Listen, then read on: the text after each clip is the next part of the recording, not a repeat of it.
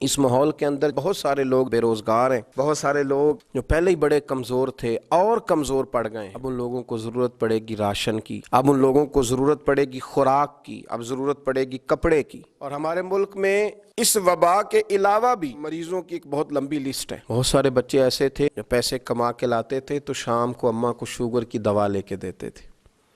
بہت سے بچے ایسے تھے جو پیسے کما کر کے لاتے تھے تو ساتھ اپنے ہارٹ پیشنٹ باپ کے لیے دوائی بھی لایا کرتے تھے۔ تو بہت سارے لوگ ایسے ہیں جنہیں دواؤں کی حاجت ہے، بہت سارے لوگ ایسے ہیں جنہیں نگہداشت کی ضرورت ہے۔ لوگوں کے گھروں میں راشن بھی پہنچائیں، لوگوں کا خیال بھی کریں۔ اور یہ جو سوشل میڈیا پہ ہوائیں چل رہی ہیں کہ جس کو ضرورت ہو تو وہ اس نمبر پہ رابطہ کرے، ہم جتنے لوگ ہیں، کیا مجھے نہیں پتا کہ میرے حلقہ احباب میں کون کون کمزور ہے؟ میرے خاندان میں، میرے رشتہ داروں میں کون آدمی ہے جس کو ضرورت ہے؟ میرے محلے میں کون ایسا آدمی ہے جو غربت کی چکی میں پس رہا ہے؟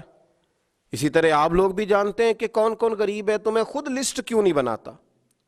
میں کیوں اس شخص کی زبان سے کہلوانا چاہتا ہوں کہ مجھے کچھ دیا جائے؟ میں خود اس کے دروازے تک جا کے کیوں نہیں پہنچا کر کے آ جاتا؟ ہم از خود لسٹیں بنائیں، ہم از خود تیاریاں کریں، از خود دیکھیں کہاں، کس کو، کس وقت، کس موقع پر میری حاجت ہے، اور قریب جائیں اور جا کر کے اس شخص کو اپنا پیش کریں۔ اور جہاں تک ہم پہنچ سکتے ہیں پہنچیں، ہم نہیں پہنچ سکتے وہاں یہ کوشش کریں کہ ہم کسی ایسے شخص کی توجہ کرائیں جو وہاں پہنچ سکتا ہے، اور جس آدمی کو جس چیز کی ضرورت ہے وہ اسے دیں۔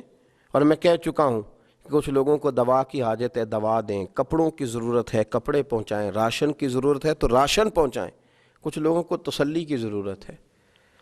آپ اگر فی الحال ملاقات نہیں کر پا رہے تو آپ کے پاس بڑے ذرائع ہیں، ٹیلی فون ہے، بہت ساری چیزیں ہیں، آپ لوگوں سے رابطہ کریں، لوگوں کو تسلی دیں، لوگوں کے ساتھ خیر والا معاملہ کریں۔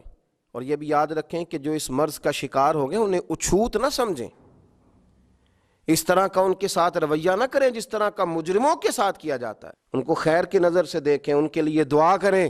اور میرے رسول کریم علیہ السلام نے فرمایا جب تو کسی کے لیے دعا کرتا ہے تو اللہ تیرے سرانے فرشتہ کھڑا کر دیتا ہے، اور وہ عرض کرتا ہے اللہ جو اس نے اپنے بھائی کے لیے مانگا پہلے اسے عطا فرما۔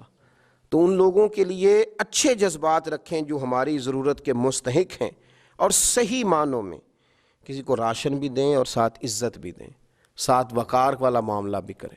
ہمارے ہاں تو یہ ہو رہا ہے کہ شناختی کارڈ لاؤ، پھر یہ کہ گھر کے لوگوں کا شناختی کارڈ لاؤ، پھر یہ کہ ذریعہ آمدن بتاؤ، پھر یہ کہ فلاں چیز بتاؤ۔ آپ نے 2000 روپیہ دینا ہے اور آپ نے کتنی ساری عزتیں اچھال کے رکھ دی، کتنی زیادہ تحقیقات آپ نے کر دی۔ امام شافعی رحمۃ اللہ تعالیٰ علیہ سے کسی نے کہا تھا حضور میں خیرات کرنا تو چاہتا ہوں پر مستحق آدمی ہی نہیں ملتا۔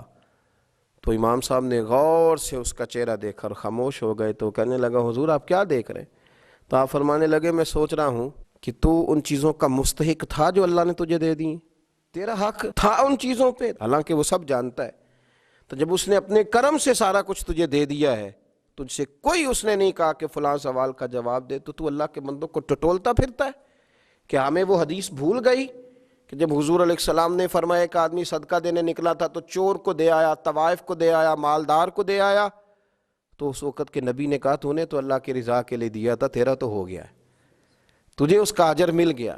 تو تفتیش اور تحقیق میں نہیں پڑیں، ٹھیک ہے کوشش کریں ضرورت مند تک پہنچ جائے، پر اس طرح کر کے لوگوں کی عزت اور آبرو پر حملہ نہ کریں۔ دیکھیں خود از خود محسوس کریں کہ کس کو آپ کی کتنی ضرورت ہے، اس لحاظ تک وہاں تک آپ خود پہنچیں۔